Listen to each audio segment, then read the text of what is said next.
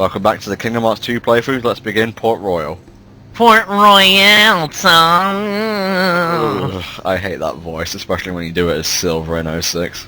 But it fits him so well, don't you think? Yep. So it's basically this world that got the game the E10 rating it got, I believe, because of, well, what happens in it. There's a point where Barbossa drinks alcohol and, you know, the fact they kind of run around without any skin on.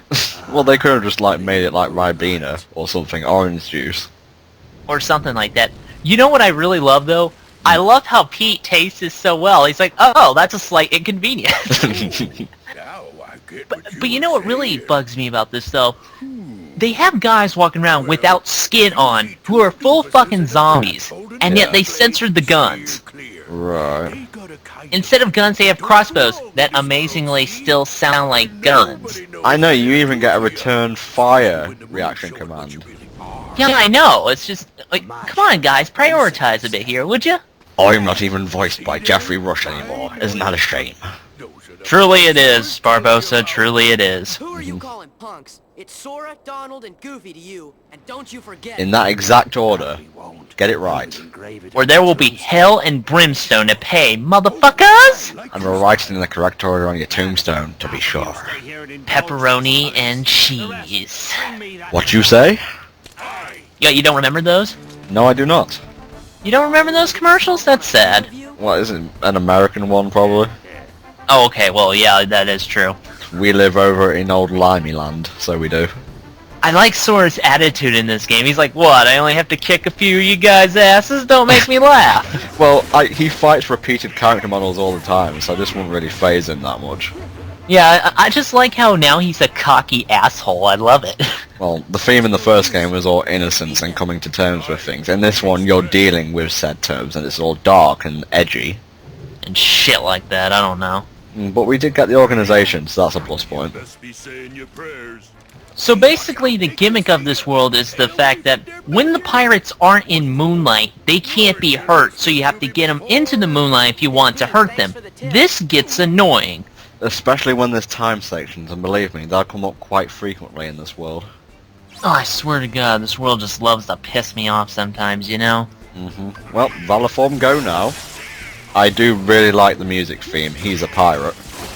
Yeah, the music theme isn't that bad. I gotta admit, I do kind of like it. Remix of the film version by Hans Zimmer. Is it Hans Zimmer or Zimmerman? Probably Zimmerman. I wouldn't know. I've never seen the movie. I'm actually more of a ninja guy, I'll admit it. Oh, of course, of course. Now, as you can see, as you level up with your drives, you gain moves that you can use normally. Like, if you level up Wisdom, I think you get Glide at the end of it. No, that's for Master. For Wisdom, you get a Long Run, which is like a dash move. Oh, I get you. Oh, those pirates were made of paper mache all along. Where's my treats? They were pirate pinatas. I like how Pete is like, hey, this ain't over. You know what? Fuck you guys. You know what, Pete? Just waddle away. You're not really a threat to anyone. I know. Captain Ass-Zipper tries so hard, but he fails so much. Ass-Zipper. Why'd you ever come up with that? Personally, I will never get tired of calling him Captain Ass-Zipper. Well, this is you we're talking about. Yes, that's totally my invention. I totally didn't get it from any comments whatsoever. Yeah, so regardless of what it says in the song, you are not a pirate. Your har fiddle-dee-dee, being a pirate. Yeah, I'm not gonna sing that. Yeah, everyone on the internet, I believe, has heard that song by now. Well, it's not a bad song. I like it too, hell. It's juvenile, but it's incredibly catchy, much like most pop songs. Ah.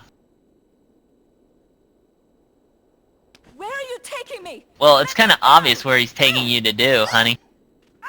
Go, Crispin Freeman, save her! Stop squeeing, Helldragon. Calm down. Crispin Freeman, my hero! Christ on a bike. We'll deal with them. Earlier in this game, he was Setzer, in case you forgot. Oh, the gambling man. Yeah. Actually, that raises an interesting point. Apparently in Birth by Sleep, the voice of Terra in the Japanese version is going to be the voice of Setzer in the Japanese version. So, that could mean we get Crispin Freeman as the voice of Terra in the English version. And Terra is the brown-haired guy with the massive keyblade. Yeah, he's the, well, should I really tell? We don't care about spoilers, do we? It's the enigmatic soldier. There you go, that's not really spoilery. Yeah, because he'll kick your ass, so it doesn't even matter, does it? It's probably the best thing that we didn't get final mix. Oh, yeah. Yeah, that boss has been known to make grown men cry. Well, I mean, you know, I'm just saying, you know, if you want to take on super hard optional bosses, you go ahead. Me, I like to preserve my sanity. Yeah, I never really got the point of having bosses that are actually harder than the final boss, but they become unlocked after the final boss. Yeah, you know, I think they brought it up on, like, that grand list of role-playing cliches, and they're like, why doesn't the secret boss just come out and take over the world if it's stronger than the final boss?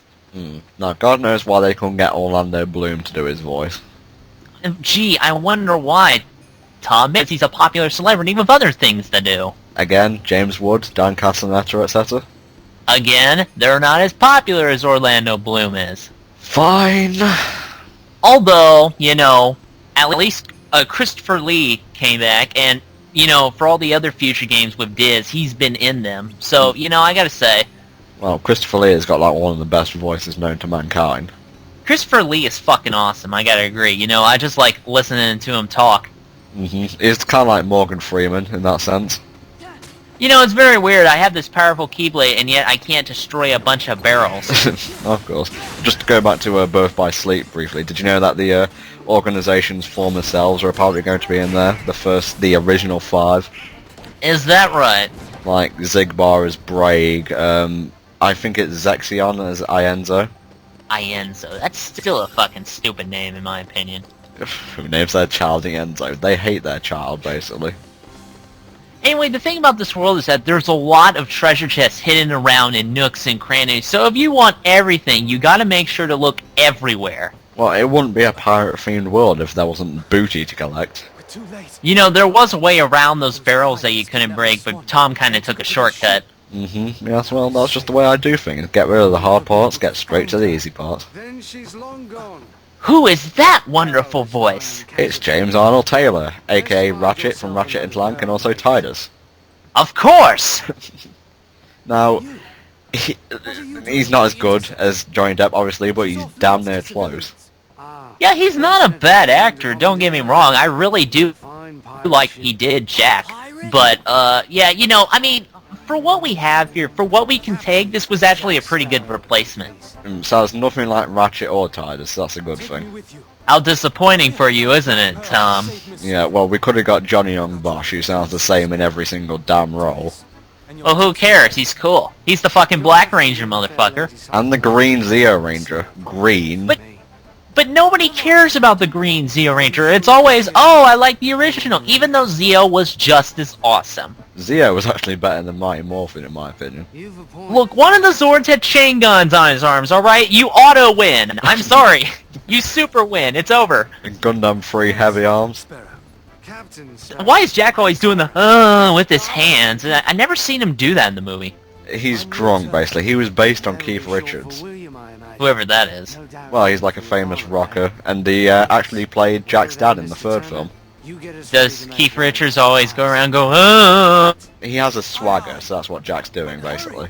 That's one weird-ass swagger. Really want to be a pirate? I'm gonna be a pirate, yay! Well then, that's all the time we have for part 46. Please join us in 47 for more pirate shenanigans. See you next time. See you then!